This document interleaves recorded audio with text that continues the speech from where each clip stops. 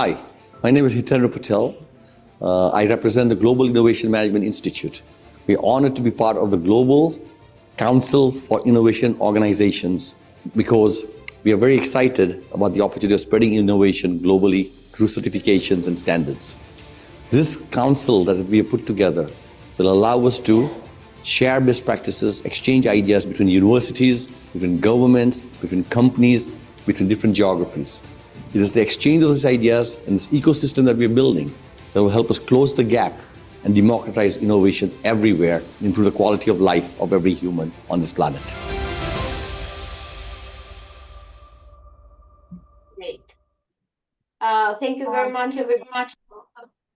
GIMI, basically webinar that we do, as you know, every Wednesday. We have this platform which is called GIMI Think Tank, where we invite speakers from around the world to talk about innovation. But you know also that the first week of the month is dedicated to the GCIO. GCIO is this network that GIMI has created with the Dubai Government Excellence Program to share best practices, in particular on innovation framework.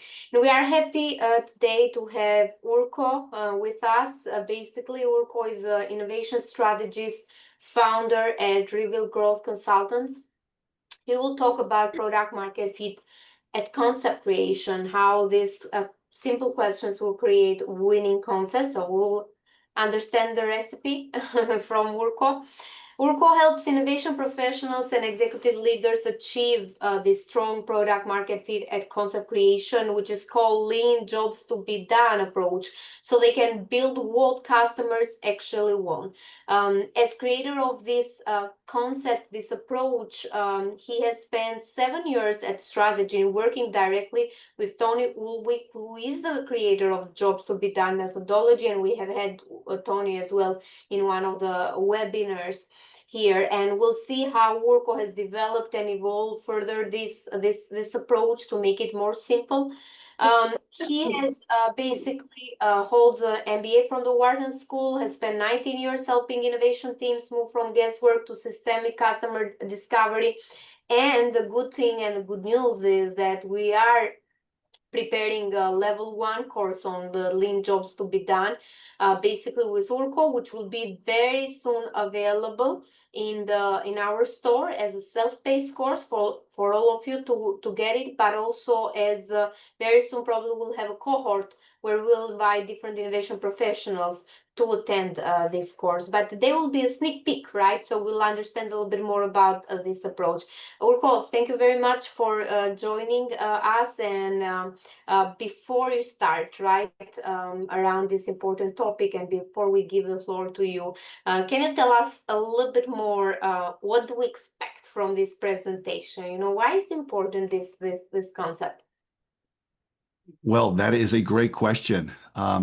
I think of my own roots and what got me into it, and I would say it gives us leverage into a mysterious world of the customer needs that has been a difficult challenge for most people. And the shift in mind focus, the simple shift, this is part of Lean Jobs to be Done OS. It doesn't require more than a simple mind shift to really get into the head of our customers. And once we make that shift, it opens up a whole new world of opportunity and generates a lot of great ideas. So, I like the phrase as simple as possible and as complex as necessary. And I'm trying to make this process fit that. There is some basic information, and I'll review that in those 6 questions that I think every team should get. But I think my message and why it's important is because we've been looking at innovation in a suboptimal, maybe even I would be so strong as to say incorrectly. And I think this is a much more accurate way to look at what customers want. That is great, Urko. The floor is yours. Okay, thank you. Well, let me share my slides and then we can begin.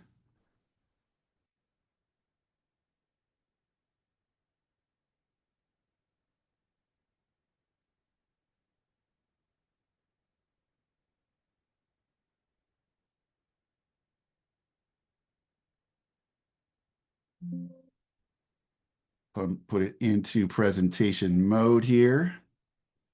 And yeah, thank you, Harila, um, for that introduction. And hello, everyone. It's great to be here with all of you, with so many people from around the world, innovation professionals. Thanks for joining me. I'm honored to talk with you today about product market fit at concept creation, how 6 simple questions create winning concepts. Um, the end of the session, by the end, you will have a mindset, a process, and a blueprint. But let me begin with a question. Do you or your team ever struggle to understand what your customers really want? Maybe you've experienced wasted development cycles or a stalled product roadmap, or even customer interviews that didn't deliver the insights that you wanted. And if so, you're not alone. Misunderstanding customer needs is the leading cause for new product and business failure. And it turns innovation into a frustrating and costly guessing game. And it's helpful to know there are 2 kinds of risks when it comes to innovation. There's market risk. Will people buy it? And solution risk. Can you make what they want? And there's general agreement that the biggest risk is market risk. Matter of fact, the authors of Nail It and Scale It, this didn't get wide popularity, but it has a very significant following in the startup community, and I think it's excellent work. The authors, Furr and Ostrom, say this statement that is quite interesting. They say that over 90% of startups fail because they couldn't get anyone to buy it, not because they couldn't build it. In other words, that's market risk. And this is true in corporate innovation as well. And the key to mitigating market risk is to understand your target customers' unmet needs.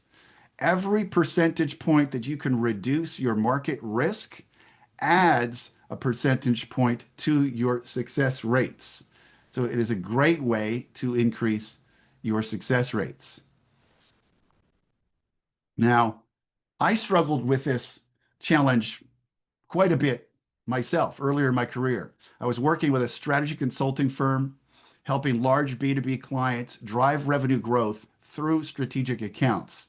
And we would do that by doing customer interviews, voice of the customer interviews with key executives in those accounts. VOC, as it's called, was the best practice methodology at the time for uncovering customer needs. And we found opportunities by the feedback that we got from those key accounts. The feedback helped our clients improve their current products and services. And then I got a new client, an engineering firm in the energy sector here in the US, whose primary market had been eliminated due to the deregulation of energy here in the US markets. So they hired me to help them find new market opportunity. And we figured that would be no problem with the same VOC approach. Except when I sat down to write out the interview guide, I realized I had seriously misunderstood the challenge because this client didn't have a product in the market to get feedback on. They didn't need feedback per se, there was none to get. They needed help uncovering their target customers' unmet needs that their engineers could address. Now, that difference might seem very obvious to you today, but it wasn't at the time. Back then, there was no widely accepted framework for uncovering customer needs without anchoring them to current products and services.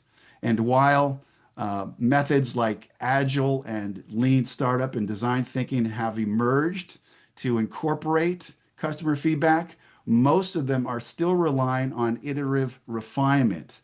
That is, on testing and tweaking features rather than starting with a structured understanding about what customers are trying to accomplish and where they still struggle. So I found myself concerned because I had a big problem with that client. I didn't know any of this at the time. I just knew I had a big problem and that Jobs to be Done was the wrong tool for the job.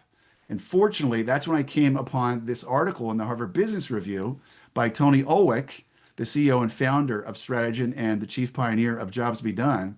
And he described my situation beautifully, better than I could have articulated it. And then he introduced this new breakthrough approach for uncovering customer needs independent of any products and services. And I was so impressed. I reached out, I joined the strategy team. I worked there for nearly 7 years, helping Fortune 1000 companies to drive innovation and growth using outcome-driven innovation, which is their proprietary jobs to be done method, which is still the most comprehensive approach I've seen. But it's not for everyone. After starting Reveal Growth Consultants in 2012, I began to see another challenge, and that is that many companies don't need that rigor. That what they really want is clarity to make innovation decisions with confidence. And this isn't a shortcoming of ODI, it's a gap in the market that Lean Jobs to be Done is intended to fill. Now, some of you may remember this famous book, The Innovator's Solution by Clayton Christensen and Michael Rayner. Clayton was a Harvard Business School professor. He was also voted the #1 thought leader in innovation for the decade of 2001 to 2010 by fellow business school professors around the world. And he actually worked with Tony on a couple of projects before writing this book. And then he deepened the theory significantly and, of course, brought it to much greater prominence. And he and Michael declared that that it was the innovator's solution was jobs to be done. And yet, even though it still is, and I'll make the case in just a minute, it's been impeded. My slides are not advancing. Okay, let me try to hear. Okay, there we go. Adoption has been impeded by a lack of time. People don't have the time to dig into this. It's a new way of thinking. It hasn't been as easily integrated into design thinking, agile or lean the way it could be. I hope this Lean Jobs to be Done OS will help with that. Knowledge and skill and experience, money and access. All of these have been impediments to adoption. And so that's why I started Lean Jobs to be Done, to help master the front end of innovation. And we're not getting into the full quant surveys and full comprehensive thing that something like Strategy and other strategy type companies do. We did in the past. We're trying to master the front end for people that need that clarity. And I say front end, it's really from the initiative, like we need to do some kind of innovation initiative through concept creation. So innovation is much more, as Jimmy knows, and a lot of people are dealing with the things around launch and development. I'm talking about from the first initiation of the project or the effort to make some kind of innovation to concept creation. And we call it lean because it's simpler, it's easier to learn, and it gets faster results. And we call it OS for operating system because it's the foundational logic for every customer-facing, value-creating process downstream. When you think about it, this isn't just for design thinking and lean innovation and agile. It's for idea generation. It's for messaging and positioning. It's for sales and marketing. It's for customer service. Wherever you have people in functions that are customer facing, therefore they have an opportunity to create value, that having this information will make their job better, easier, more effective. So it's one of the things that got me into this is that I'm a big fan of this tool called the Customer-Centered Innovation Map. It's been one of the best articles published at the Harvard Business Review for the last decade. And if you're not familiar with it, it's called the Customer-Centered Innovation Map, written by Tony Ulwick and Lance Bentoncourt, two of my colleagues at Strategy. And it gives a universal job map, meaning that here are the 7 steps to execute a functional job. And there's no reference to any product or service. So we as practitioners, as innovation professionals, can apply that universal model to our customer's job and tweak it to make it right for them. That's the power of it. It really helps break down things and we can find things in collaboration with clients about where they're struggling in the process step by step. So it's a very powerful tool. But I was caught with the customer centered, and I thought, well, my customers are leaders and innovation teams in companies that are trying to innovate. That's the core job. So what would the company-centered innovation map look like? And so that's what got me thinking about this. Now I played around with the core job is to innovate. That's true. And it is to create new value. That's true. But those are pretty high level. And as I said, I'm working at the front end from conception through concept creation. So I think a better way to nail the job that teams are trying to get done is to create product ideas that achieve strong product market fit at concept creation.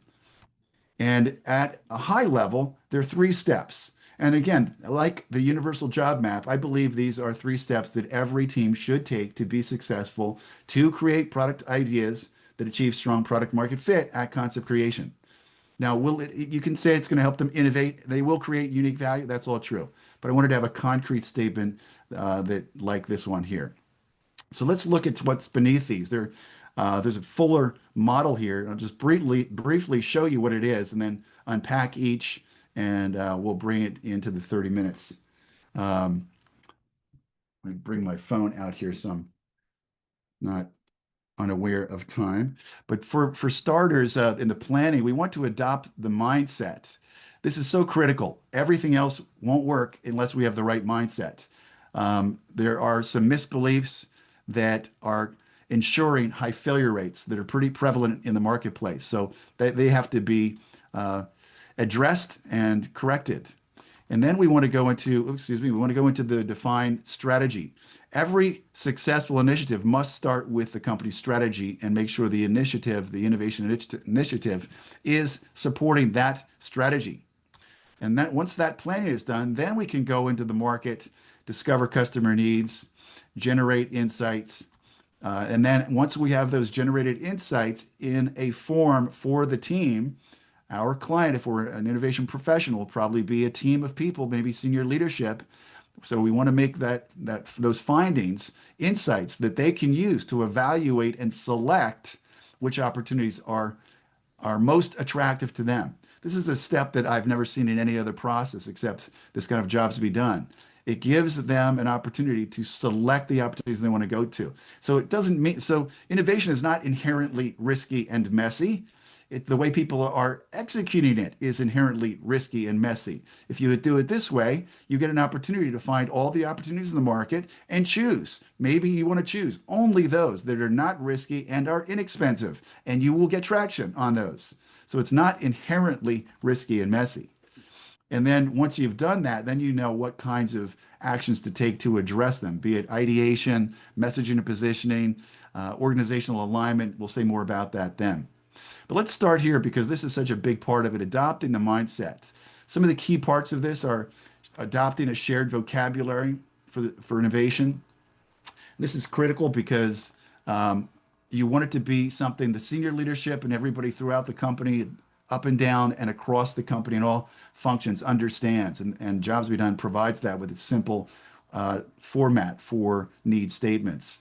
And it's also critical because when you think about how professions move forward, be it medicine, engineering, architecture, they develop their own lexicon. They develop words that only they care about because they need to get traction. They're a phenomenon they must name and understand. And one of the great gifts from Tony is to have developed some very precise language that are our conceptual tools. So we can go places that we could never go before. We can do things we could never do before because we have better tools with more precise language. And then we want to make sure that we define customer needs as jobs and outcomes. I mentioned correcting misbeliefs and understanding the benefits. So let's take a little deeper dive at some of the definitions. So my definition is a little different from Jimmy's, and that's not a knock on theirs at all. They're different purposes. But let me share with you my definition and why I like this and find it to be productive for the front end. It's not just creativity. This graphic is intended to show you it's not just creativity. Creativity is the second part. We are applying our creativity to our customers' problems that are often unknown. So we call innovation the process of discovering the target customer's unmet needs and then devising solution ideas that address them. And notice that it's a process with two key parts. It's not an epiphany. It's not a eureka moment. It's not creativity. It's a disciplined process. And as I said, it's not at all at odds with GIMI's business value creation definition. It's the creation and capture of new value in new ways. That's excellent. And it's much more comprehensive, as it should be. It's for a different purpose. So when you look into the world, you can see there are a number of places where the sequencing of first diagnose, then treat, which is exactly what I'm advocating for innovation. First diagnose the customer, then treat them. As Clayton Christensen has said famously, it's medical malpractice to prescribe a treatment plan before doing a diagnosis. And yet companies are committing marketing malpractice every day by launching features and products that they don't know the customer's needs enough about the customer's needs to even know if they're addressing them. So another key term that's created a lot of confusion is, what does a customer need?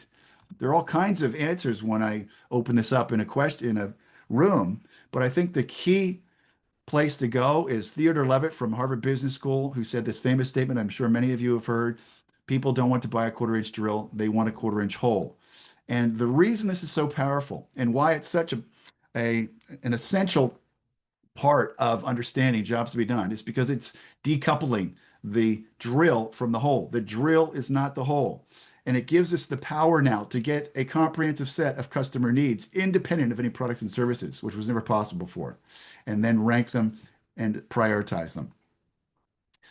And I love this quote from Clayton Christensen as well. This is really a key line. When customers find that they need to get a job done, they hire products and services to do the job.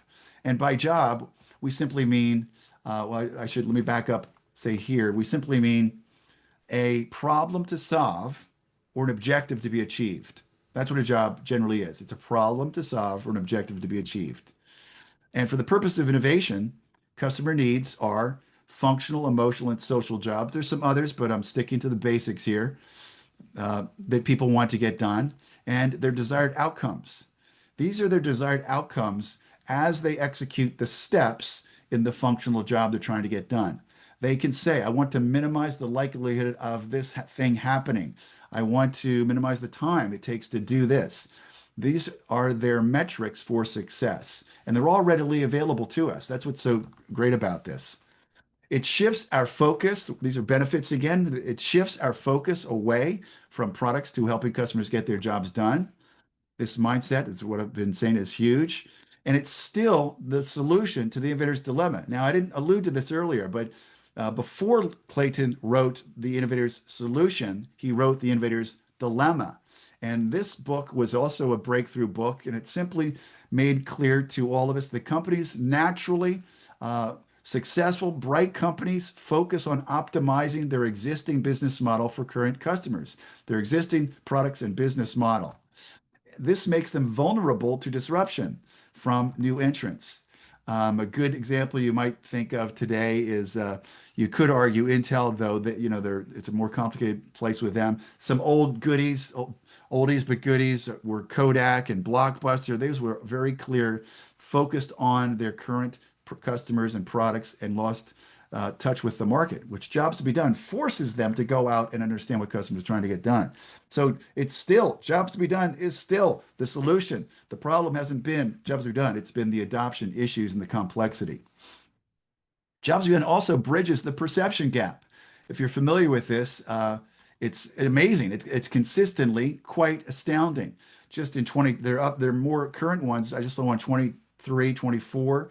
But Gartner, theirs was titled Bridging the Innovation Perception Gap. So I grabbed this one, and they showed that 77% of executives believe their new products meet customer needs. And yet only 27% of the customers agreed. That's a 50% point. That's an amazing perception gap. And it's not because these people aren't intelligent, it's because it's a cognitive bias. It's actually one of the cognitive biases that have been identified. It's called overconfidence cognitive bias. Part of it is because we're familiar with people every day and we think we understand, so we assume. Part of it is we understand at a high level with vague words, like we know they want high quality. They want it to be easy to use. But those terms are useless for innovation because they're too abstract. So there are a number of reasons for this, but jobs to be done is what closes the gap because it forces the team, the executives, to look at a metric outside of themselves and ask the customer, how satisfied are you with your ability to get the job done?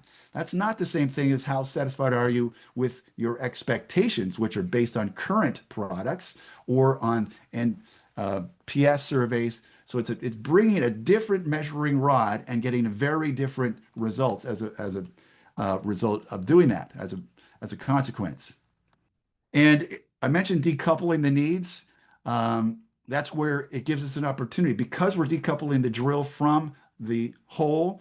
Now customers can tell us what they want when we ask them what they want to accomplish.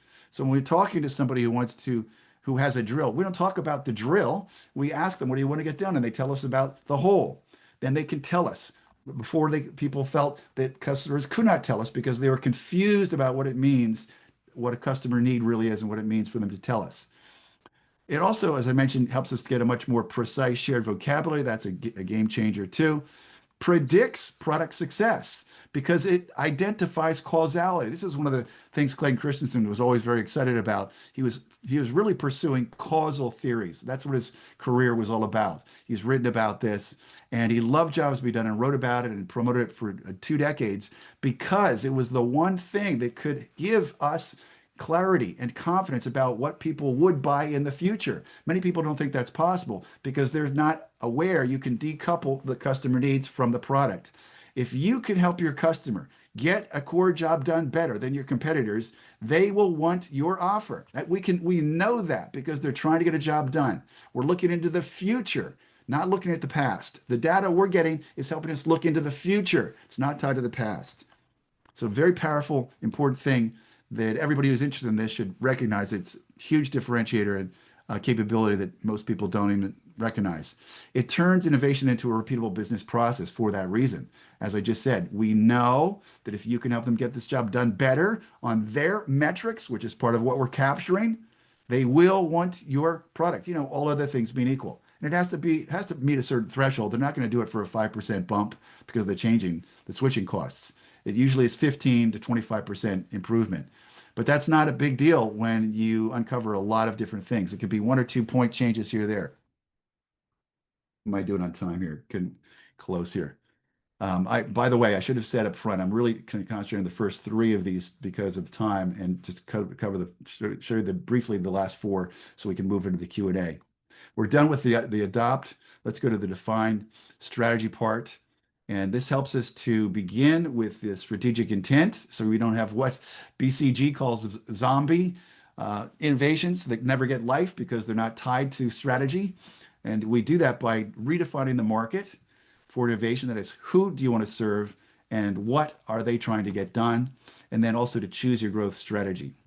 When it comes to redefining your market, it's really quite simple, though landing on the right terms is not simple. You want to work that through with your customers and with your team to identify the group of people that you serve.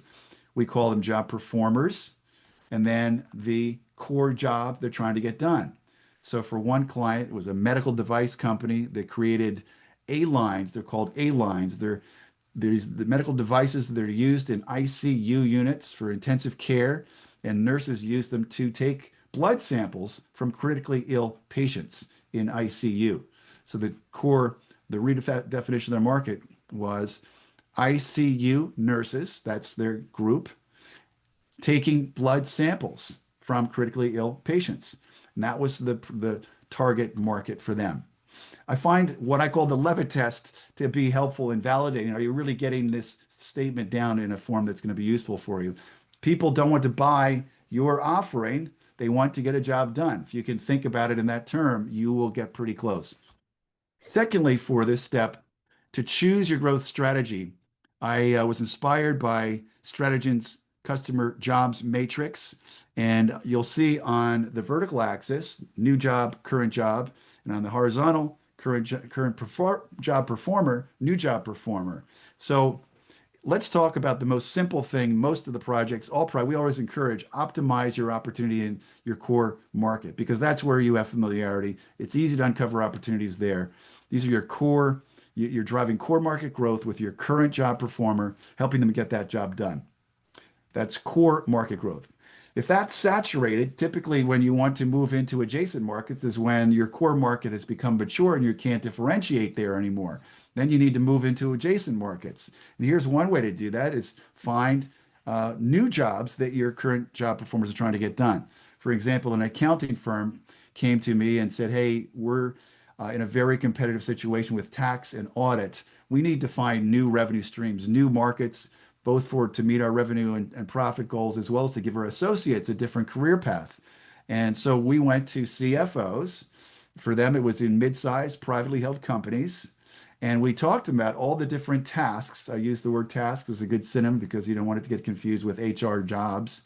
But I asked those CFOs, what are all the different tasks that you're trying to get done that are finance and accounting related, that are important and unsatisfied, regardless of how you're doing them, whether you're hiring a tax attorney, or you have an internal accountant, whether you're using technology, is irrelevant for our conversation. We're interested in those that are important and unsatisfied, that are related to finance and accounting. And we got about 3 dozen, and it helped them to start 2 new service lines, make an acquisition of a cybersecurity firm, and a joint venture for a seasonal staffing firm, because a lot of those companies wanted seasonal accountants. So it was a great outcome for adjacent market growth. We call that more, core and more. And there's another adjacent market growth here. This is when we reduced the barriers to consumption. So people who want to get the job done but have not been able to, much like what I'm trying to do with Lean Jobs Be Done, innovation professionals have been kind of blocked out. A lot of leaders have been blocked out of the rigor of the full ODI model. Here we want to drop those models so they can consume it. Another one was a airline, a private jet service, not an airline, a private jet service who wanted to move out of the leisure market into a business market. So they had the same planes, same service, you could say, but they needed to tailor it to this new C-level leader who flies frequently for work on company-owned jets. And that helped them to create a new offering, a unique B2B offering with premium pricing based on the ways they could create new value that we uncovered with this approach. And then the fourth one here, totally new market.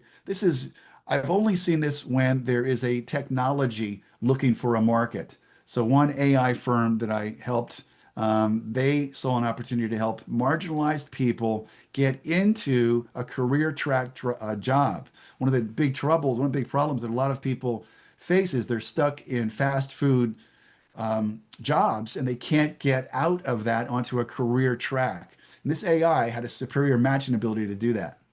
So lastly, bottom left, I just switched to core. It's core or adore. And that's where you want to optimize the process of obtaining your service or product. It's the customer journey, but we're still abstracting up to make sure we're talking about features. We're talking about the tasks they're trying to get done to obtain the value of your company, of your product or service. So those are the 5 growth strategies that I talk about or I consider when working with leadership and innovation teams. Just to summarize them, it's a simple way to remember it: core, more, adore, non-customer, and totally new market. And lastly, and then we're running to the close here, and then we can open things up. Discovery needs. You've done the strategic planning. Now we can get tactical. And it starts with getting your interview guide together. I will be offering a customer needs blueprint, which is all about the interview guide at the end of this with a URL. And you want to get these questions nailed. There are a few more that you may need than the 6, but these are sort of the backbone of the interview guide. And then there's an AI buddy that I'll share with you and what it means to have a struggles focused discovery method. So here are the 6 questions. We've done this. Who is your target customer? We've talked about that. And what are they trying to hire? What are they trying to get done? What are they hiring your product or service to do? Those 2 questions will help you define your target market. Then when, where, and why does this job arise? identifying the circumstances that make it important. That's a key element to understanding this job. You may actually find, based on different circumstances, it's a different job because the circumstances are so very different. You need a different solution if the circumstances are that different. 4, what are the steps they must go through to get the job done, independent of your solution? And that's where the universal job map is so helpful. And that's what these 4 steps I hope will be helpful for companies. Where in the process do they still struggle? And this we can uncover by asking them certain questions.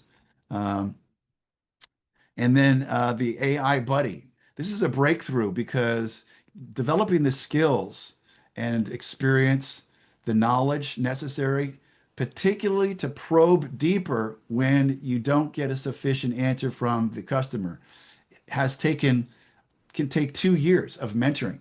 At Strategy, that was not unusual. We would mentor seniors, executive in corporations, and it would not be unusual to go at least 6 months, sometimes 2 years. Now we can do it in a matter of months, weeks, because it's really up to the individual how many times they want to put in the reps, if you will, because we're programming the AI to be your target customer. And we're programming it to give you all of the challenges you will get with vague language, solution language, so that you're skilled to know, do you be able to pause and say, tell me some more about that. What will that help you accomplish? Why is that important to you? To get them back into what we call the market space when they may be deep into solution space, which is normal in these interviews. Um, so the struggles-based discovery method, what we're saying here is that we want to, as I talked about, the setup up front. They know we're only interested in talking about important unsatisfied needs at the outset. And we want to reveal the gaps by asking questions like what makes a time-consuming, go off track, or frustrating. These innately emerge, these uncover needs that are important and unsatisfied. And then we could further prioritize with the consequences that we've uncovered. What are the consequences of them continuing to be unsatisfied? The frequency we hear it and the emotional intensity. So those are the first 3. I thought those were the most important. And in keeping with the time, I wanted just to show you that the next 3 so you can see them. We take the transcripts from the interviews and have AI extract the insights and the need statements that you want and to generate the report that you want so that you can take it to your team, your leadership, and have them evaluate the opportunities and select those that are attractive to the firm. Many of the opportunities in the market will not be attractive to your firm because we're looking at the market from a job point of view, not a category point of view. And many of the opportunities, you'll realize other competitors with different categories, like a legal tax attorney is going to kill the accountant on some issues that might even be good opportunities, but not for the accounting firm. And then that gives you an opportunity to address them in whatever way is possible. Typically, it's going to be focused brainstorming to devise ideas to address the selected opportunities, though it could be messaging and positioning and other things as well. I think I'm a little over, so let me pause here. I've said a lot.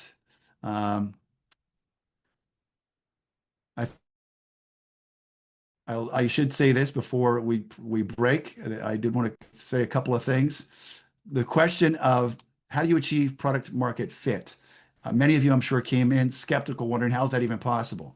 Well, I've gone over it, but let me summarize it. You do it by obtaining the relevant customer and company information up front so that every idea is focused. Every idea in your brainstorming, your focused brainstorming, is focused on an important unsatisfied need. We know that up front. You don't have to go try to validate it through tweaking with features. And it's an attractive opportunity for the company. So you're not going to have a zombie project that the CEO says, sorry, we're not interested in that. That's outside the scope of our company. So all of the ideas are good ideas. If a good idea is defined as it's addressing an important unsatisfied need that the company wants to pursue. And that's how you ensure strong product market fit at concept creation. And so I mentioned at the end of this, you'll have a mindset, a process, and a blueprint. I've given you the mindset. I've showed you the process. Sign up for the blueprint. I will put it in the chat. I'm gonna have to jump out of this for a minute to do that. Where is the chat? I think if you stop sharing, Urko, you'll be able to. Oh, okay, that's it. Yeah. Yes. Okay. Thank you. That's the trick. Yes. Now I can go into the chat.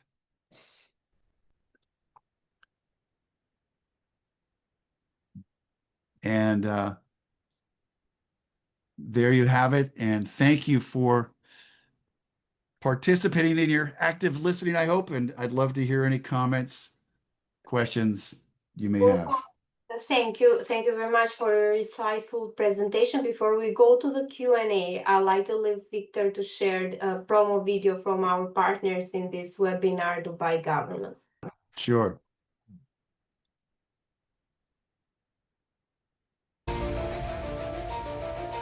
المجلس العالمي للمؤسسات المبتكرة مجلس فريد من نوعه يمثل مؤسسات عالمية من مختلف قارات العالم. هذه المؤسسات مختصة بالابتكار وبدعم الابتكار وبتعزيز ثقافة الابتكار في المؤسسات وفي الجهات الموجودة في مختلف هذه الدول. المجلس بيكون له دور كبير في دعم تبادل ونقل المعرفة ونقل الابتكارات الموجودة في مختلف قارات العالم ومختلف المؤسسات الموجودة على مستوى العالم، ودعمها وتأثيرها ونقلها للمؤسسات الموجودة سواء في دبي وفي دولة الإمارات أو على مستوى الدول المشاركة في هذا المجلس. برنامج دبي للتميز الحكومي يعتبر أحد الأعضاء المؤسسين لهذا المجلس، والبرنامج كان له دور وباع كبير في دعم الابتكار والمبتكرين على مدى ال20 سنة الماضية من خلال المبادرات اللي قدمها، من خلال الفئات الموجودة في جائزة برنامج دبي للتميز الحكومي. البرنامج له دور كبير في هذه المبادرة وسيدعم الابتكار والمبتكرين وثقافة الابتكار على المستوى المحلي وعلى المستوى العالمي، وسيساهم في نشر كل الإنجازات وكل الابتكارات الموجودة على مستوى دبي للعالم بأسره. Okay, great. Urko, you really did give us kind of very important and insightful information where I would like to ask you a question to make it now very, very clear and simple on the takeaways. In the meantime that I'll ask you questions, please feel free to add your questions in the chat. I see comments, people like it. But feel free to ask also any questions. Okay, so my first question is, Urko, you mentioned about lean jobs to be done as a simple approach to uncover the customer needs, right? But how really, I want some short answers from you, how it simplifies uncovering customer needs compared to traditional methods? Yeah, great question. Well, I guess when you say traditional methods, are you talking about like Agile and Lean or Yeah, ODI? There are a number of different approaches. yeah.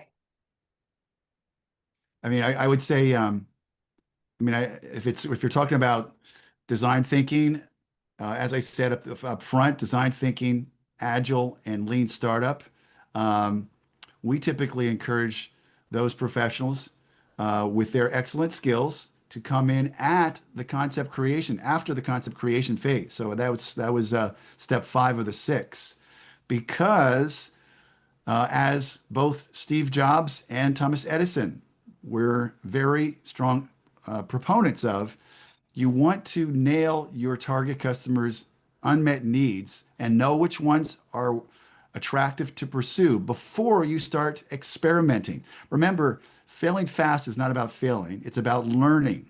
And we learn much better when we first understand what the customer need is, because it's one experiment on your solution. We're testing and tweaking the solution so we can get much better feedback and a reading. If you don't know either your target customer's unmet need and you don't know if the feature is really doing the job, it's a very confusing, noisy message that you're not just going to be iterating your way to success. I've seen companies iterate their way into oblivion because they didn't know who their target customer was, what the job was, what the need was, and they're trying to figure it all out by experimenting.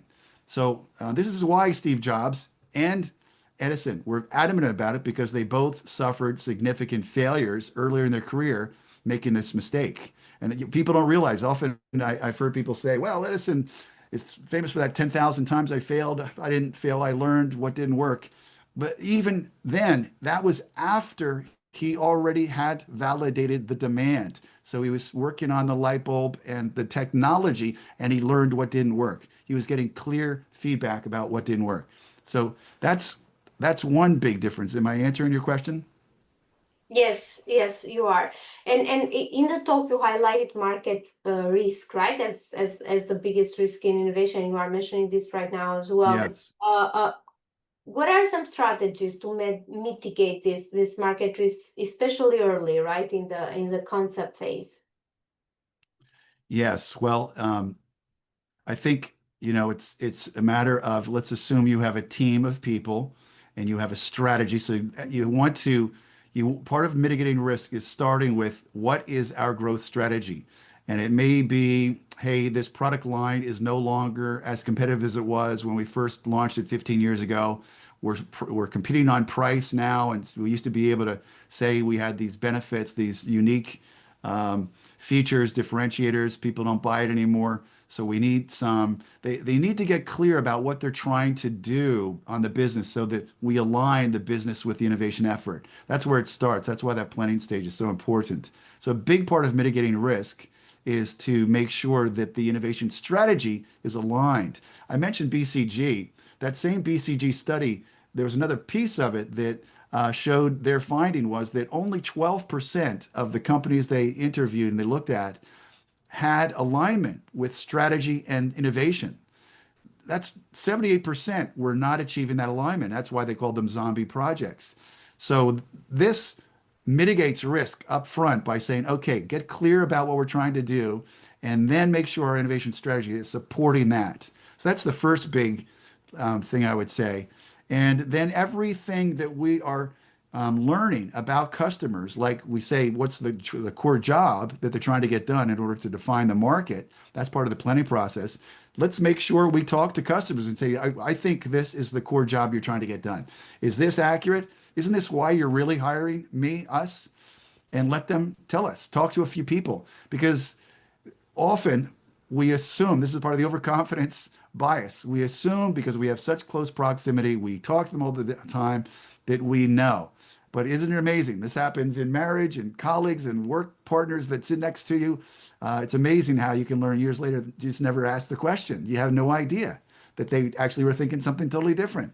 So I'm being very close to them as you collaboratively fill in these questions, so that the whole market space is answered before you move into solution space. That's an important concept if people haven't heard it. That's what we're doing here. We're separating the drill from the hole. There's market space and solution space. And what makes this so rigorous, so strong, is we first master the market space before we go into, or when I say master, at least at the fundamentals, to get the clear things you need. So then you can go into the solution space informed about what you're trying to get done. What you are saying, Urko, to summarize, right? First, link innovation for sure with the strategy, and it should be this top-down strategy, which we say a lot also inside GIMI framework. If that doesn't exist, you will have scattered projects out there that most probably will fail, right?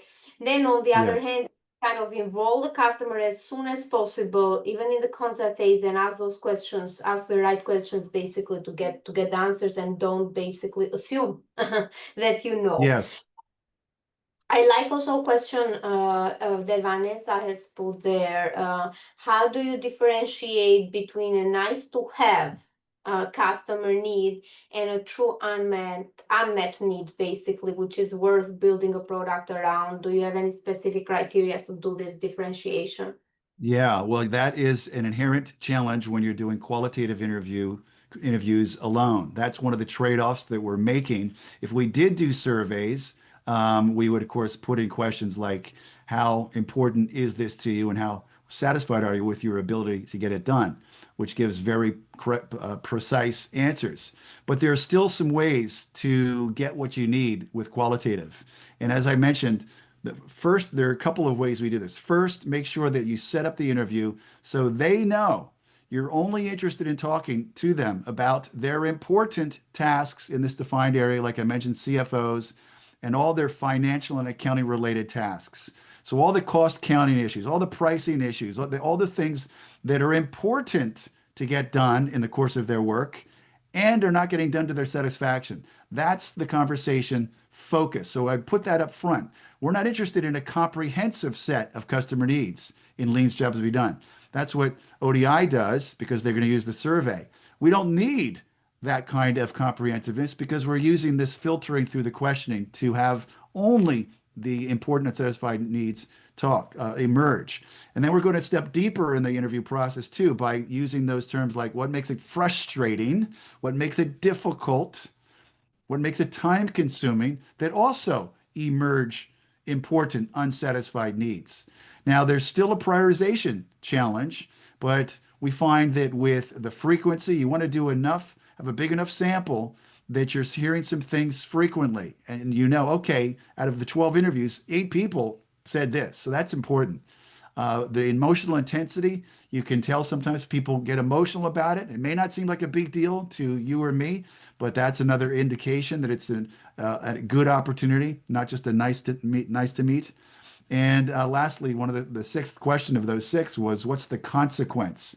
So it's a good question to ask. What's the consequence if this continues to go unsatisfied? And they will tell you things that it might not have been obvious. Well, it means that I'll have to lay off people next year, or who knows what important things. And you realize, okay, this makes the list. This is not just a nice need to meet. So that's how we do it with Lean Jobs Be Done. I liked what you mentioned about defining customer needs as functional, emotional, and social jobs and desired outcomes, which can shift this kind of focus from generating ideas to helping customers get jobs done. So can you give a few examples, because since we didn't have enough time also during presentations, how you've done something similar around that? Yes. Well, to keep it really simple, I mean, I could tell you about big projects, but I think to illustrate how simple it can be when you just get started with the framework, that's sort of what I hear you talking about. There's a middle school in Central Ohio. I'm here in Ohio, and I'm friends with one of the teachers, and he knows what I do. And the principal, a new principal, called a committee together that he was on to help the school go from last to first on a culture survey among 6 different middle schools in the district. They were last in the 6, particularly around an area of belonging and respect for the students. And so the principal did what actually he's been there 30 years. So he's seen this before. He knew what she was proposing to do would not work because they already tried it. And he reached out and said, hey, how can we get them thinking about jobs to be done? Because this top-down solution is going to fail. I've seen it happen. So simply with some coaching to him and his coaching to them, to the administrators and other people on the committee, he simply asked, I wonder what the students think. That's their customer. I wonder what the students think about belonging. What do they think belonging looks like? What do they think it means to be respected by the teachers and faculty? He went out on a playground during recess with a sign saying, what's it mean to be respected? And he's a popular teacher. People came up and talked to him. Many of the other people in the committee did something similar in the lunchroom. And they had a lot of excitement when they came back after doing their own very casual research. Again, it's knowing what inputs to get that counts, not the methodology of ethnography, observational research. It's what are the inputs you need to get to achieve your objective. And they were able to get that. They all were excited. They knew exactly, they coalesced around a solution, and they went from last to first by the next survey. In the next survey period, it was the next quarter survey, simply from injecting the mindset. So the teachers were thinking about, okay, this is what the students are looking to do, and here's how we can help them experience belonging better. Make sense? That's a great example. And You have worked with several organizations helping, or probably innovation leaders helping them deploy this approach. Do you see what are the common organizational challenges or resistance, right, points that arise when you try to implement this approach? Yes, there is, and it's unfortunate. I do my best to position this as preceding and complementing everything else downstream. And we are part of a team that makes a full comprehensive innovation plan and program work. Just in we're our roles here in the front end, the very front end, the front end of the front end. So, position it as a complementary process is really important. That's true. And people don't often recognize it. Sometimes feel like, hey, we're design thinking knows how to go out and we use empathy. By the way, let me just say, I love design thinking. I love lean. I love agile. And if you look at the seminal works of the people that created these movements, like Tim Brown at IDEO, he talks about how customers cannot tell us what they want. So again, he didn't understand a need is not the product, it's what they're trying to accomplish. Same thing with Eric Ries, Lean Startup. He says the same thing.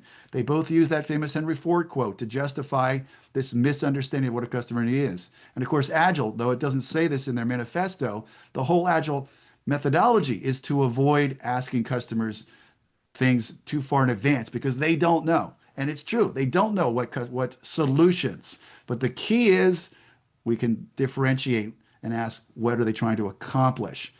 In terms of the culture, because the results that we get are different from traditional market research, I will not do a kickoff meeting after when I'm working with the senior leadership team. We agree on the scope of the project.